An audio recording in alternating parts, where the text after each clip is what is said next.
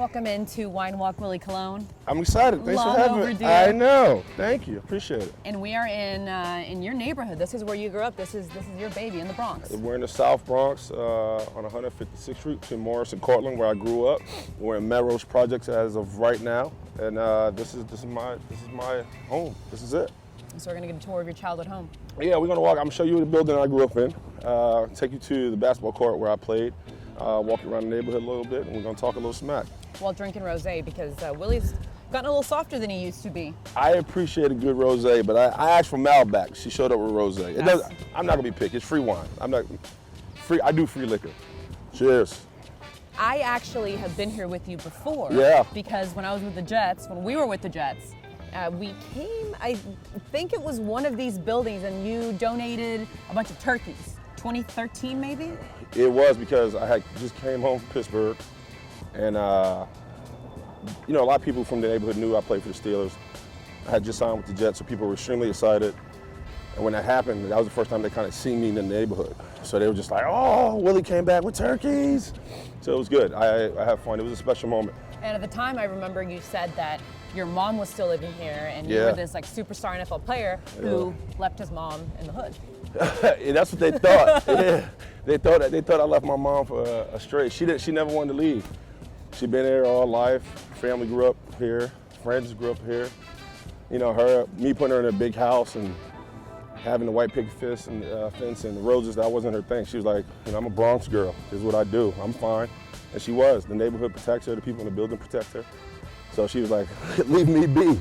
While I was taking these big lavish trips, she was like, hey, I'm hanging out in the hood. So that's the story of my mom. She's tough like that. So that's why I love her. So this is my building right here, 320. I grew up in apartment 5K, and somebody got popped right on the floor. And so my sister called me. She was like, no, it's not her choice anymore. It's time. So it was, and the guy that got popped used to help her with her groceries. Crazy, but this is the mean streets of the Bronx, man. You have tough times like this. Did that happen a lot growing up, where it's tough. To your friends and people that your neighbors? First time I seen a guy, like a real live body, we was on Close Street on that bench. A guy, neighborhood, came out of jail, ran into the wrong people, had a situation. That was the first. I was a kid when I saw that, I remember that. And how old were you?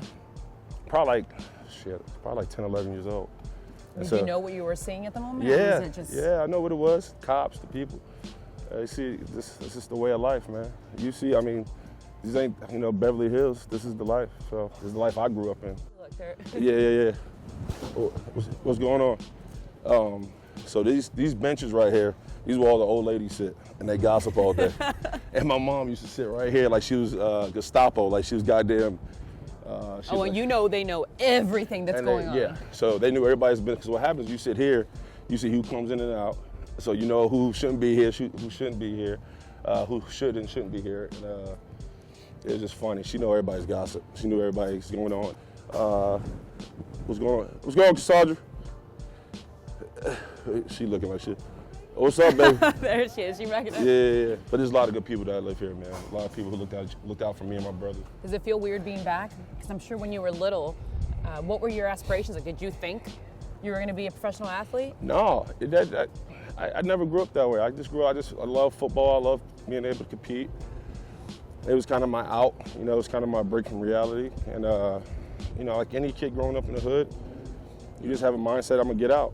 And I was blessed to do it through football. That's not the only way out. There's guys who I played with, or guys who come from these projects who are actors and doctors and do other things. So I just happened to choose the road to football. So I've just been blessed. But for me growing up, I just knew this wasn't gonna be my reality because I had seen so much. I had been around so much.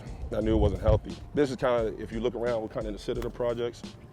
We used to call this we used to play football against other buildings and stuff. Just used to get wild and rugged.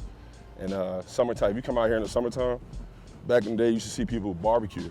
You used to see people barbecue and pull out coolers and stay out all type of night, and just kids running around. It was just a different time. Everybody kind of looked out for each other. Everybody knew what building they were from, so it wasn't like you had strangers coming along. Was one building cooler than the others? No. Like, I'm from this building. Yeah. No, like any other hood, you'd be like, where you from? I'd be like, oh, I'm from 320, or you from 340, or you from 346.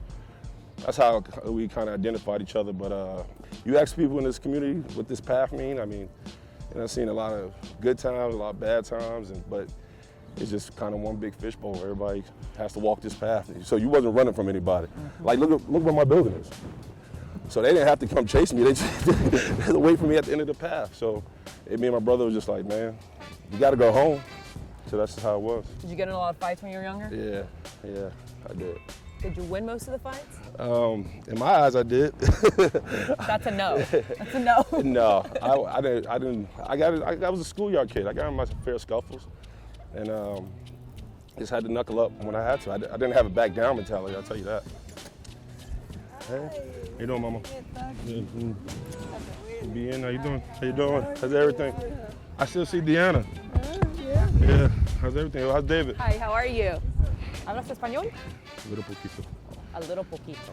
That must have been pretty exciting though, leaving Pittsburgh. I mean, I know you didn't want to leave Pittsburgh necessarily, but to come to New York, at least it's like, well, it was good because I knew I had been through a lot of injuries, and even though I was highly respected in Pittsburgh, and they gave me everything, I gave them everything. It was just time, and I think a lot of guys don't have the opportunity to go home. So when Rex Ryan called me, he was like, hey, you ready to come home? Because we had played against each other. Yeah. Rex was in Baltimore, I was in Pittsburgh, so we kind of knew. He knew who I was, I knew who he was. He was like, hey, we need you. You got some more in the tank? I was like, yeah. He's like, you ready to come home? I was like, let's do it. I was a free agent for 20 minutes. Yeah. What was the big difference between Tomlin and Rex Ryan as coaches? Both passionate, just different models, different way of handling things. I think he handles everybody differently. This is such a bullshit PC answer you're giving me right No, now. I'm not. I think this is like we're right back in the locker room. No. Excuse me. No. Willie, I'm not what trying do you think? Many people were surprised that you guys, like you said, are 5-4 now. Are you surprised? No. What do you think the big differences are between Rex and Tomlin? It really isn't. I think Rex is extremely passionate. I think the biggest thing with Rex, and I tell everybody, he was too loyal. To players? To everybody. So this is my basketball court where I grew up. Here, let me hold your cup so you don't have excuses. Now I don't have no excuse. I got it. Hold on, they put my jokes down. Yeah, that's what I thought. I can't airball. If I airball this, Data, if I airball this, it's gonna be a meme tomorrow. There's no take two, this is it. All right. Oh, let me get that back. Well, you know what, at least you were close. But for the record, I'm not claiming to be able to play. There you go. You gotta hit one. I gotta hit one. How many times did it take you to hit one? 80. Like 9? Don't judge me.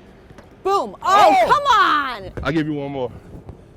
Come on, That one more, last been. one. Are we embarrassing you? I feel like He's like, damn, they're horrible. There it is. Yeah! 3 tries. So You yeah, take the it's our boy out of the workout for the day. projects, but the projects can't come out of the boy, apparently. We were definitely laying bricks out there.